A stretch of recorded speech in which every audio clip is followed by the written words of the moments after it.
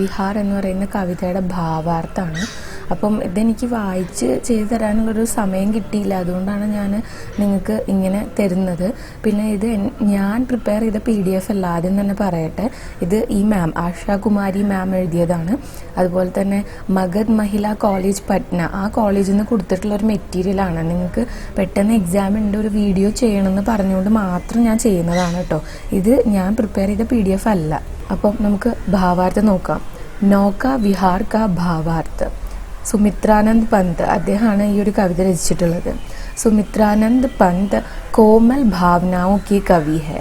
उनके काव्य में प्रकृति की सुंदरता और कोमलता मुख्य स्थान पाती है. അതായത് സുമിത്രാനന്ദ പന്ത് അദ്ദേഹം പ്രകൃതിയിലെ തന്നെ സോഫ്റ്റായിട്ട് തോന്നുന്ന കാര്യങ്ങൾ, അത്തരം കാര്യങ്ങളെയാണ് കൂടുതലും അദ്ദേഹത്തിൻ്റെ കവിതകളിൽ ഉൾപ്പെടുത്തുന്നത്.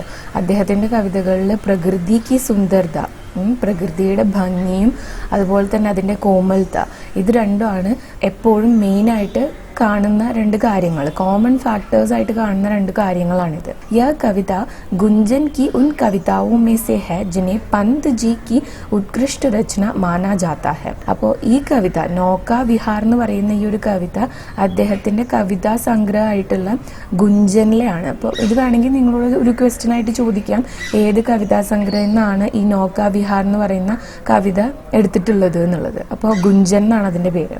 इस कविता का वर्ण्य विषय असाधारण है, जिसे प्रकृति का लिबास पहनाकर तथा आध्यात्मिकता का पुट देकर कवि ने बहुत ही सरस और बहुत ही गंभीर बना दिया है.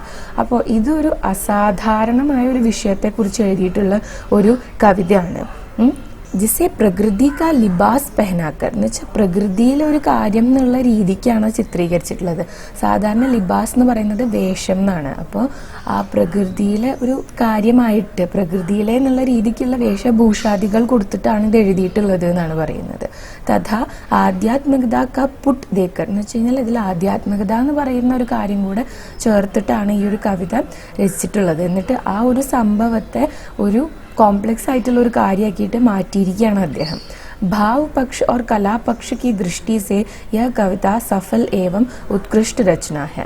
ഭാവപക്ഷ അതുപോലെ തന്നെ കലാപക്ഷം വെച്ച് നോക്കുന്ന സമയത്ത് ഈ ഒരു കവിത വളരെ സക്സസ്ഫുൾ ആയിട്ടുള്ള ഒന്നാണ്. അതായത് കവി സാധാരണയിൽ ആരും ചെയ്യാത്തൊരു കാര്യമാണ് എക്സ്പെരിമെൻ്റ് ചെയ്തിട്ടുള്ളത്, പക്ഷെ അതിൽ അദ്ദേഹം സക്സസ്ഫുൾ ആയിട്ടുണ്ട്.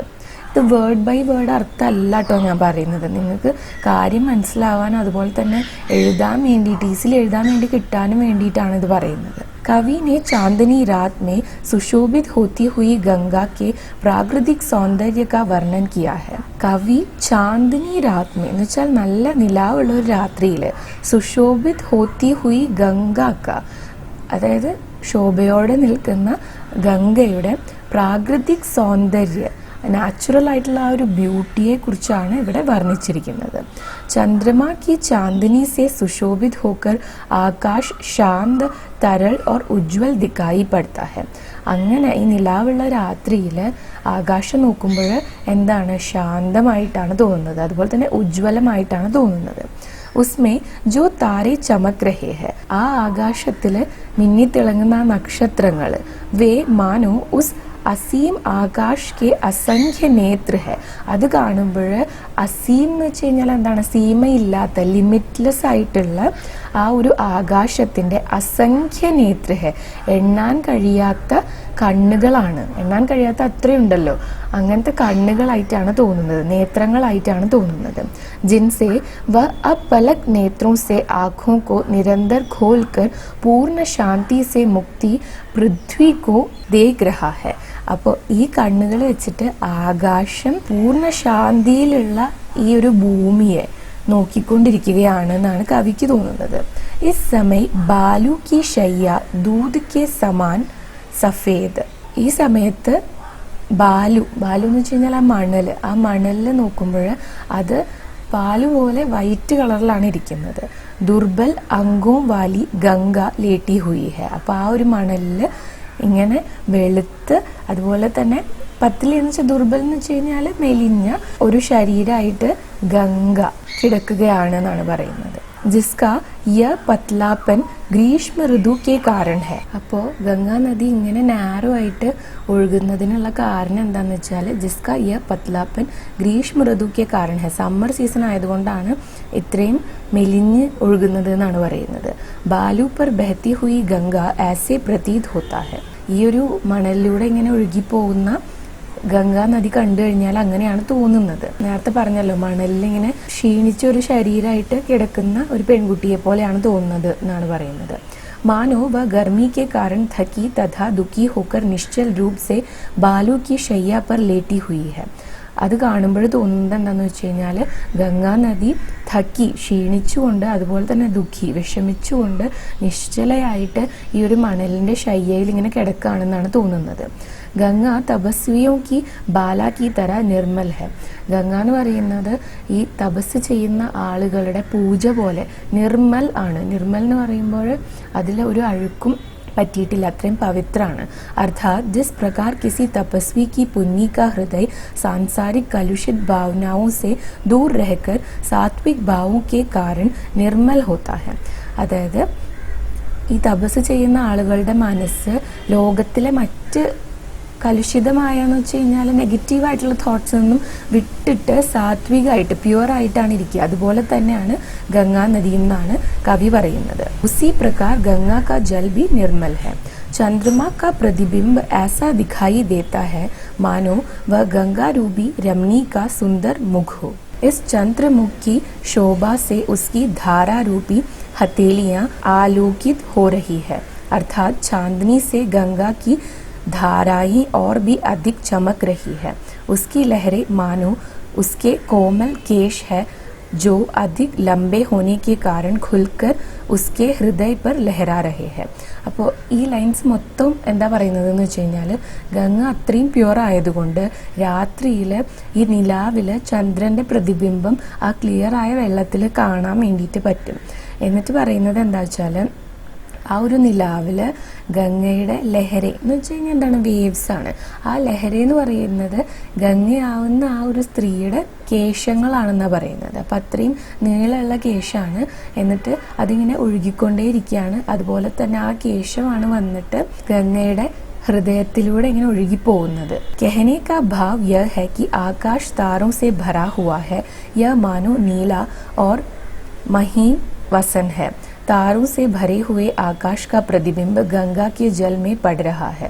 मानो गंगा रूबी बाला इस नीले और महीन वसन को धारण किए हुए है, जिससे उसके शरीर की कांति झलक रही है. गंगा की लहरें जब मंद मंद चलने वाली वायु के साथ हिलती है तो साथ ही प्रतिबिंब आकाश भी हिलने लगता है. यही गंगा के अंचल का लहराना है.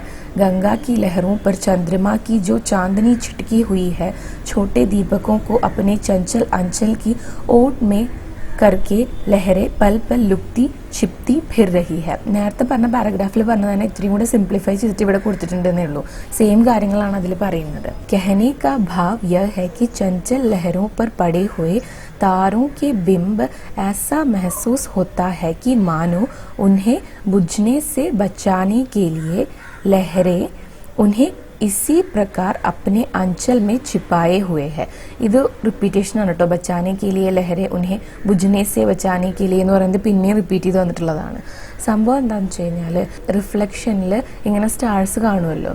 അപ്പോൾ ഈ ഗംഗയുടെ വേവ്സ് ചെയ്യുന്നത് കണ്ടു കഴിഞ്ഞാൽ ഈ തിളങ്ങിക്കൊണ്ടിരിക്കുന്ന സ്റ്റാർസ് അത് കെട്ടുപോകാതിരിക്കാൻ വേണ്ടിയിട്ട്, കത്തിക്കൊണ്ടിരിക്കുന്നതെന്നല്ലേ പറയുന്നത്, ജ്വലിക്കുന്നത് എന്നല്ലേ പറയുന്നത്, അപ്പോൾ അത് കെട്ടുപോകാതിരിക്കാൻ വേണ്ടിയിട്ട് ഗംഗ ആ സ്റ്റാർസിനെ തൻ്റെ അഞ്ചലെന്ന് പറഞ്ഞു കഴിഞ്ഞാൽ സാരിത്തുമ്പ് അല്ലെങ്കിൽ ഷോൾ എന്നൊക്കെ പറയില്ലേ നമ്മൾ, അങ്ങനത്തെ രീതിയിൽ ആണ് ഉദ്ദേശിക്കുന്നത്. ഒരു ക്ലോത്തിൻ്റെ പീസ് അത് വെച്ചിട്ട് അവരെ ഇങ്ങനെ കവർ ചെയ്ത് നിർത്തിയതുപോലെയാണ് തോന്നുന്നത്. ജിസ് പ്രകാർ യുവതിയാ ദീപക്കോं को बुझने से बचाने के लिए अपने अंचलों में छिपा लेती है. അപ്പോൾ എങ്ങനെയാണോ സ്ത്രീകൾ അവരുടെ കയ്യിലുള്ള ദീപം കെട്ടുപോകാതിരിക്കാൻ വേണ്ടിയിട്ട്, അണഞ്ഞു പോവാതിരിക്കാൻ വേണ്ടിയിട്ട് അവരുടെ അഞ്ചൽ വെച്ചിട്ട് അതിനെ സേഫ് ആക്കുന്നത്, അതുപോലെയാണ് ഗംഗയാകുന്ന സ്ത്രീ ഈ സ്റ്റാർസിനെ പ്രൊട്ടക്റ്റ് ചെയ്യുന്നത് എന്നാണ് തോന്നുന്നത്. सामने ही शुक्र तारे की ശോഭ ജിൽമിൽ करती हुई चमक रही है. മുന്നിൽ തന്നെ ശുക്രനും അതുപോലെ തന്നെ തിളങ്ങിക്കൊണ്ടിരിക്കുന്നുണ്ട്. वह झिलमिलाती हुई शोभा पानी में इस प्रकार दिखाई देती है जैसे कोई सुंदर परी जल में अपने सुनहले केशों में स्वयं को छिपाकर तैर रही हो. അപ്പോൾ അങ്ങനെ ജിൽമിലാത്തി എന്ന് വെച്ച് കഴിഞ്ഞാൽ എന്താണ്, മിന്നിത്തിളങ്ങുന്ന ഈ ഒരു ശോഭ ജലത്തിൽ കാണുമ്പോൾ എങ്ങനെയാണ് തോന്നുന്നത് എന്ന് വെച്ച് കഴിഞ്ഞാൽ, ജൈസെ കോയി സുന്ദർ പരി, ഒരു വളരെ സൗന്ദര്യമുള്ള ഒരു പരി എന്ന് പറഞ്ഞാൽ എന്താണ്, ഒരു ഏഞ്ചൽ, ഒരു മാലാഖ, ജൽ മേ അപ്നെ സുനൈലെ കേശോ മേ സ്വയം കോ ചിപ്പാക്കർ തൈർ രഹി ഹോ. ഈ ഒരു വെള്ളത്തിൽ തൻ്റെ സുനൈലെ കേശം എന്ന് വെച്ചാൽ ഗോൾഡൻ കളറായിട്ടുള്ള ആ ഒരു കേശം ഒളിപ്പിച്ചു വെച്ചിട്ട് നീന്തിക്കൊണ്ടിരിക്കുന്നത് പോലെയാണ് തോന്നുന്നത്. ദശ്മി കാ ചന്ദ്രമ അപ്നെ टेढ़े मुख को मुग्धा नायिका की तरह रुक रुक कर तथा लहरों के घूंघट में उसे छिपा छिपा कर दिखा रहा है. ദശമിയുടെ അന്ന് ഈ ചന്ദ്രമ എന്ന് വെച്ചാൽ ചന്ദ്രൻ തൻ്റെ ടേടെ മുഖം എന്ന് വെച്ച് കഴിഞ്ഞാൽ വളഞ്ഞിരിക്കുന്നതാണ്. പക്ഷെ അതെന്താ സംഭവം എന്ന് വെച്ച് കഴിഞ്ഞാൽ ചന്ദ്രൻ്റെ ഷേപ്പ് മാറിക്കൊണ്ടിരിക്കുമല്ലോ. അങ്ങനെ ഫുൾ മൂൺ അല്ലാത്ത സമയത്ത് എന്ത് ചെയ്യുമെന്ന് വെച്ച് കഴിഞ്ഞാൽ, മുഗ്ധ നായിക കി തര റുക് റുക്കർ തഥാ ലഹറോ കെ ഗൂംഘട്ട് മേ ഉസെ छिपा छिपा कर दिखा रहा है. അങ്ങനെയുള്ള ദിവസങ്ങളിൽ ഈ റിഫ്ലക്ഷൻ കാണുമ്പോൾ ഒരു നായികയെ പോലെ, കുറച്ച് സീക്രട്ടീവ് ആയിട്ടുള്ള ഒരു നായികയെ പോലെ തൻ്റെ മുഖം ഇങ്ങനെ മറച്ച് മറിച്ച് പതുക്കെയാണ് കാണിക്കുന്നത് എന്നാണ് പറയുന്നത്. कवि ने उस दृश्य का वर्णन भी मार्मिक ढंग से प्रस्तुत किया है जब उसकी नौका गंगा की धाराओं के बीच में पहुंच जाती है. അപ്പോൾ ഈ ഒരു കാര്യത്തെക്കുറിച്ചൊക്കെ കവി വളരെ ഡീറ്റെയിൽഡ് ആയിട്ട് തന്നെ പറഞ്ഞിട്ടുണ്ട്. जब उसकी नौका गंगा की धाराओं के बीच में पहुंच जाती है, चंचल लहरों के कारण चंचल बनी हुई हमारी नाव अब बीच धारा में पहुंच गई है. ഇപ്പോൾ ഇവരുടെ ഈ വഞ്ചി എന്ന് പറയുന്നത് സെൻറ്ററിൽ എത്തിയിരിക്കുകയാണ് നദിയുടെ.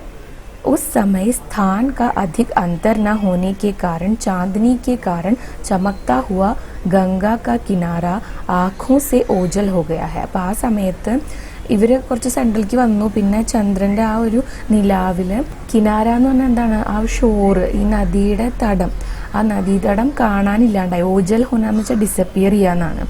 दूर स्थित होने से किनारे दो बाहुओं की भांति दारा पतले एवं कोमल शरीर का आलिंगन करने के लिए अधीर से दिखाई दे रहे हैं. അങ്ങനെ നോക്കുന്ന സമയത്ത് ഈ കിനാരെ, ഈ നദീതടം രണ്ട് കൈകൾ പോലെ ഈ അതിൻ്റെ ശരീരത്തെ ആലിംഗനം ചെയ്യാനായിട്ട് വരുന്നതായിട്ടാണ് തോന്നുന്നത്.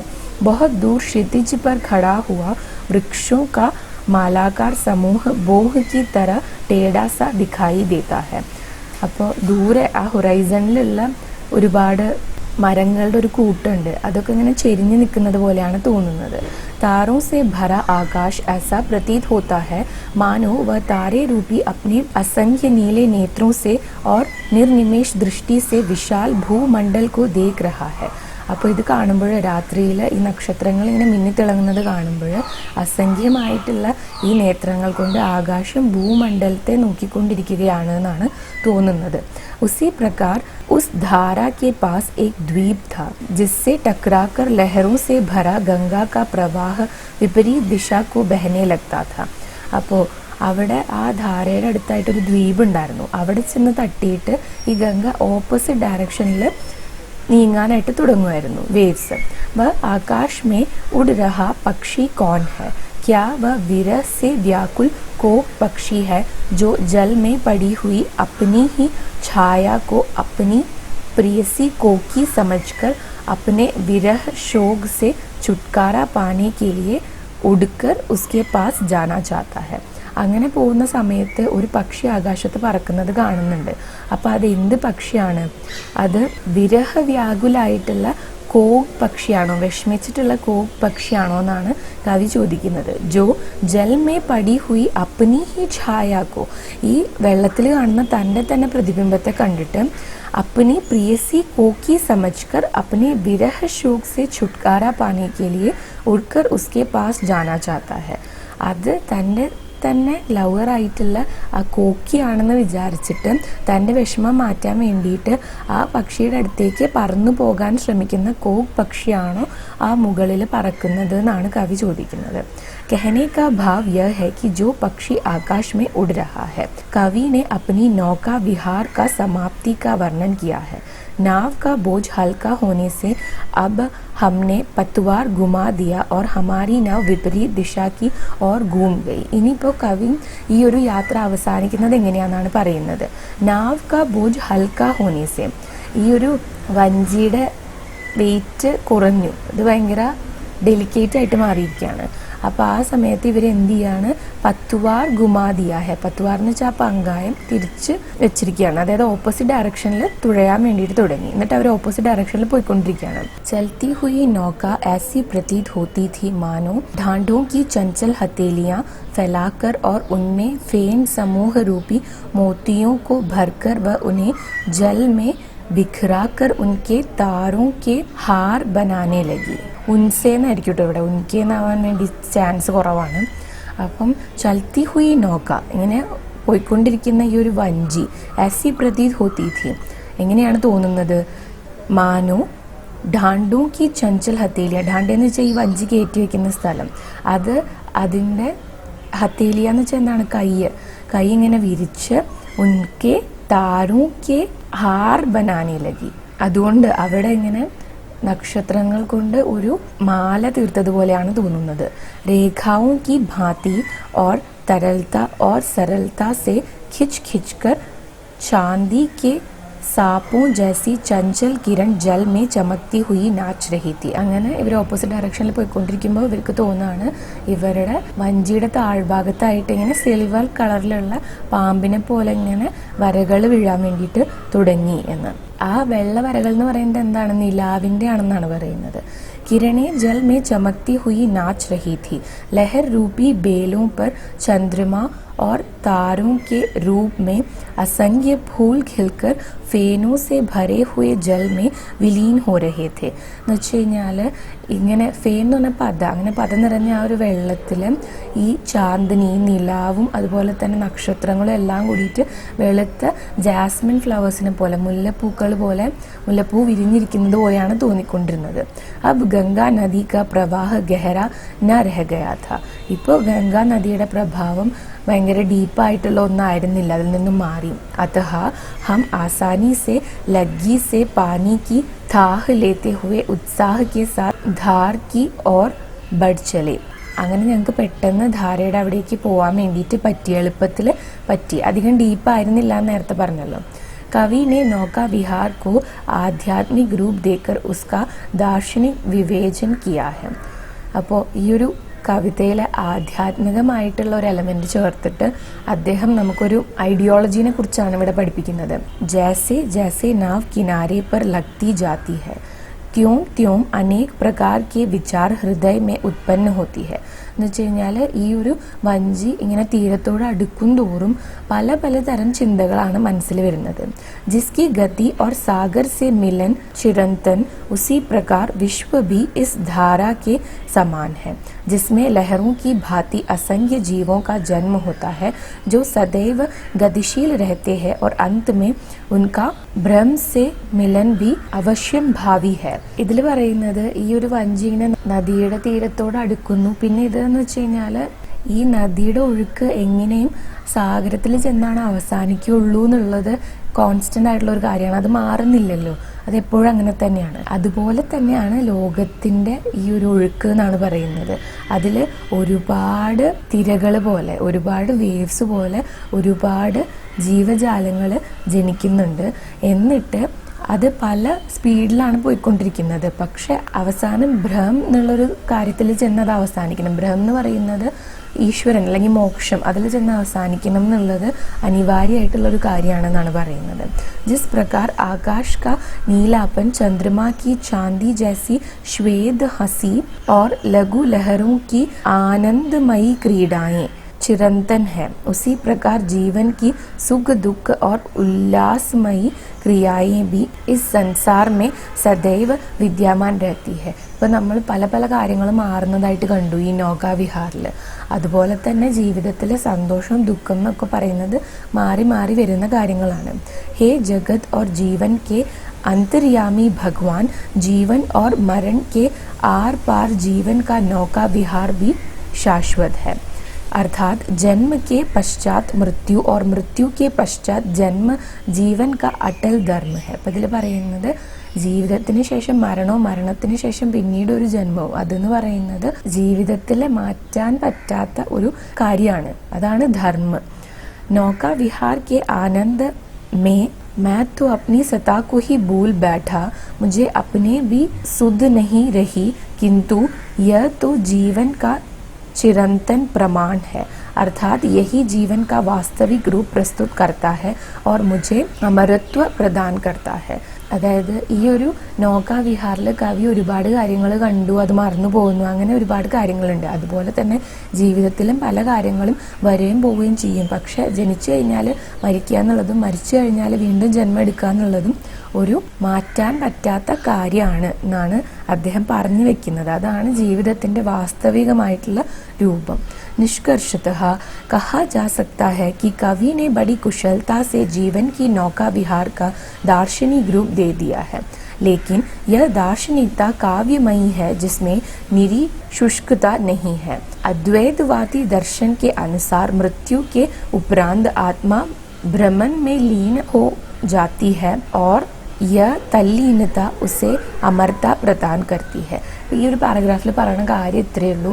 കവി ഈ ഒരു കവിതയിലൂടെ ജീവിതത്തിലെ നോക്കാവിഹാറിനെ കുറിച്ചിട്ട് ദാർശനികമായിട്ടുള്ളൊരു കാര്യമാണ് പറഞ്ഞ് തരുന്നത്.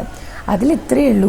ഇതിൽ അദ്വൈതവാദമുണ്ട്. അദ്വൈതവാദം എന്ന് പറയുന്ന ആ ഒരു കാര്യത്തിൽ വിശ്വസിക്കുന്ന ആളുകൾ എന്താ ചെയ്യുന്നതെന്ന് വെച്ച് കഴിഞ്ഞാൽ ജീവിതത്തിന് ശേഷം ഒരു ജീവിതം അവസാനിക്കുന്നത് കൂടിയിട്ട് അവർക്ക് മോക്ഷം ലഭിക്കുന്നു എന്നാണ് അത്തരം ആളുകൾ വിശ്വസിക്കുന്നത്. അതുപോലെ തന്നെയാണ് അദ്ദേഹം പറയുന്നത് അദ്വൈതവാദി ദർശൻ കെ അനുസാർ മൃത്യു കെ ഉപരാന്ത് ആത്മാ ബ്രഹ്മ മേ ലീൻ ഹോ ജാത്തി ഹെ. മൃത്യുവിന് ശേഷം ആത്മാവ് എന്തിൽ ലയിക്കുന്നു? ബ്രഹ്മ എന്ന് പറഞ്ഞു കഴിഞ്ഞാൽ ഈശ്വരനിൽ തന്നെ ലയിക്കുന്നു. ഓർ यह तल्लीनता उसे अमरता प्रदान करती है. ഇങ്ങനെ ലയിക്കുന്നത് അയാളെ അമറാക്കി വെക്കുന്നു എന്ന് വെച്ച് കഴിഞ്ഞാൽ മരണമില്ലാത്ത ഒരു ആളാക്കി വെക്കുന്നു. അപ്പോൾ ഇത്രയാണ് ഈ ഒരു കവിതയുടെ സമ്മറി എന്ന് പറയുന്നത്. കുറച്ച് കോംപ്ലക്സ് ആയിട്ടുള്ള ഒരു കവിതയാണ്. പക്ഷേ നിങ്ങൾ ആ കമ്പാരിസൺസ് ഒക്കെ ഓർത്ത് വെക്കുക. ആകാശത്തിനെ കുറിച്ച് പറയുന്നത്, ഗംഗേനെ കുറിച്ച് വർണ്ണിക്കുന്നത്, അതുപോലെ നക്ഷത്രങ്ങളെ കുറിച്ച് വർണ്ണിക്കുന്നത്, അത്തരം കാര്യങ്ങളൊക്കെ ഓർത്ത് വെക്കുക കേട്ടോ. എന്നിട്ട് ഇത് ഫുള്ളായിട്ട് ഇങ്ങനെ തന്നെ പഠിക്കേണ്ട, അതിൻ്റെ ഒരു സാരാംശം മനസ്സിലാക്കി വെച്ചിട്ട് നിങ്ങളുടെ ലാംഗ്വേജിൽ എഴുതിയാൽ മതി. അപ്പോൾ ഈ ഒരു നോട്ട് ആക്സസ് ചെയ്യാനുള്ള ലിങ്ക് ഞാൻ താഴെ ഡിസ്ക്രിപ്ഷൻ ബോക്സിൽ അറ്റാച്ച് ചെയ്തേക്കാം കേട്ടോ. അപ്പോൾ ഈ വീഡിയോ നിങ്ങൾക്ക് യൂസ്ഫുൾ ആയിട്ടുണ്ടെങ്കിൽ വീഡിയോ ലൈക്ക് ചെയ്യുക, ഷെയർ ചെയ്യുക, ചാനൽ സബ്സ്ക്രൈബ് ചെയ്യുക. അതുപോലെ തന്നെ നിങ്ങളുടെ സജഷൻസ് ആൻഡ് കോമെൻറ്റ്സിൽ എഴുതി അറിയിക്കുക കേട്ടോ. Thanks for watching the video.